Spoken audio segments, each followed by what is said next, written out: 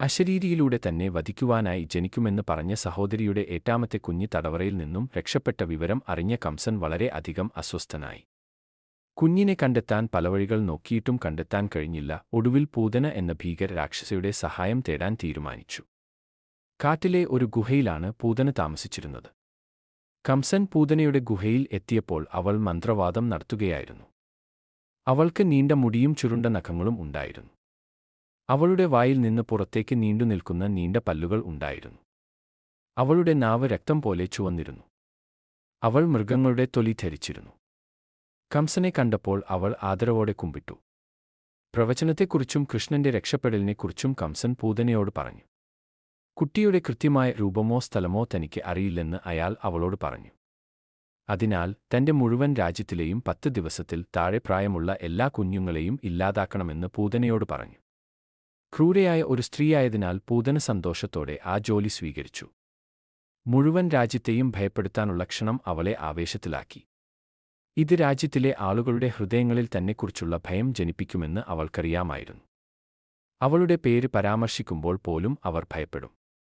എന്നാൽ കുട്ടി ഒരു സാധാരണ മനുഷ്യനല്ല, മറിച്ച് വിഷ്ണുവിന്റെ അവതാരമായതിനാൽ ആ ജോലി ചെയ്യുമ്പോൾ ശ്രദ്ധിക്കണമെന്ന് കംസൻ അവൾക്ക് മുന്നറിയിപ്പ് നൽകി.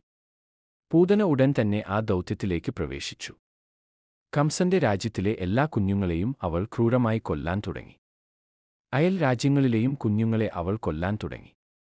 വിവേകപൂർവ്വം വീടുകളിൽ കയറി അമ്മമാർ ഉറങ്ങുമ്പോഴോ വീട്ടുജോലികളിൽ മുഴുകുമ്പോഴോ അവൾ കുഞ്ഞുങ്ങളെ എടുക്കുമായിരുന്നു.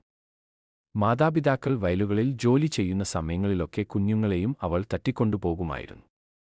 മഥുരയിലെയും അയൽ രാജ്യങ്ങളിലെയും ആളുകൾ കുഞ്ഞുങ്ങളെ നഷ്ടപ്പെട്ടതിൽ ഹൃദയം തകർന്നു വിലപിച്ചുകൊണ്ടിരുന്നു.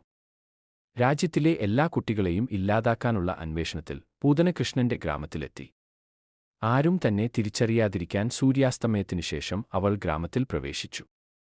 അവൾ എവിടെ പോയാലും നവജാതനായ ശ്രീകൃഷ്ണൻ എന്ന കുഞ്ഞിനെപ്പറ്റിയും യശോദയെയും നന്ദരാജനെയും കുറിച്ച് ആളുകൾ സംസാരിക്കുന്നത് അവൾക്ക് കേൾക്കാമായിരുന്നു. ആ കൊച്ചുകുട്ടിയുടെ ദിവ്യരൂപത്തിൽ എല്ലാവരും മയങ്ങിപ്പോയതായി തോന്നി. താൻ അന്വേഷിക്കുന്ന കുട്ടി ഇതാണെന്ന് പൂതനയ്ക്ക് പെട്ടെന്ന് മനസ്സിലായി. ഗ്രാമത്തിന് പുറത്ത് രാത്രി ചെലവഴിച്ച് രാവിലെ കൃഷ്ണന്റെ വീട്ടിലേക്ക് പോകാൻ അവൾ തീരുമാനിച്ചു. പൂതന ഒരു രാക്ഷസ സ്ത്രീയായിരുന്നതിനാൽ അവൾക്ക് നിരവധി മാന്ത്രിക ശക്തികൾ ഉണ്ടായിരുന്നു. രാവിലെ പൂതന സ്വയം ഒരു സുന്ദരിയായ കന്യകയായി രൂപം മാറി. പുറപ്പെടുന്നതിനു മുമ്പ് മാരകമായ വിഷം അവളുടെ മുലപ്പാലിൽ കലർത്തി അവൾ ഗ്രാമത്തിൽ പ്രവേശിച്ചപ്പോൾ ഇത്രയും സുന്ദരിയായ കന്യകയെ അവരുടെ ഗ്രാമത്തിൽ കണ്ടതിൽ ഗ്രാമവാസികളെല്ലാം അത്ഭുതത്തോടെ നോക്കിനിന്നു. യശോദയുടെ മകനെ അനുഗ്രഹിക്കാൻ സ്വർഗത്തിൽ നിന്ന് ഏതോ ദേവത ഇറങ്ങിവന്നിട്ടുണ്ടെന്ന് അവർ കരുതി.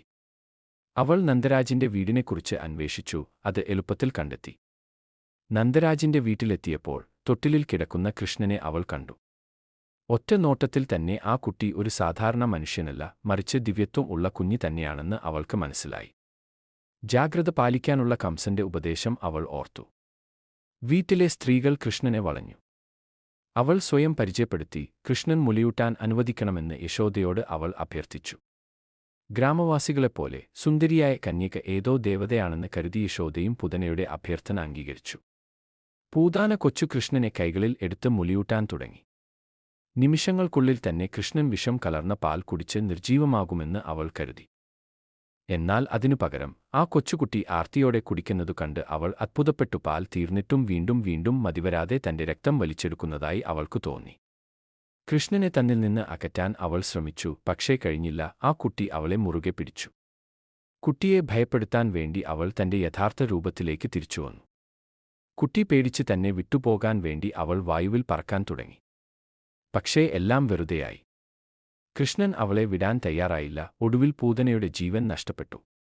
പൂതനയുടെ നിർജീവ ശരീരം നിലത്തു വീണു. ഇത്തരമൊരു അത്ഭുതപ്പെടുത്തുന്ന സംഭവം കണ്ട് ഗ്രാമവാസികളെല്ലാം ഭയന്നുവിറച്ചു. മകന്റെ സുരക്ഷയെക്കുറിച്ച് ആശങ്കാകുലയായി യശോദ ബോധരഹിതയായി. കൃഷ്ണൻ സുഖമായിരിക്കുന്നുണ്ടോ എന്നറിയാൻ ഗ്രാമവാസികൾ പൂതനയുടെ ജീവനില്ലാത്ത ശരീരത്തിനടുത്തേക്ക് ഓടി.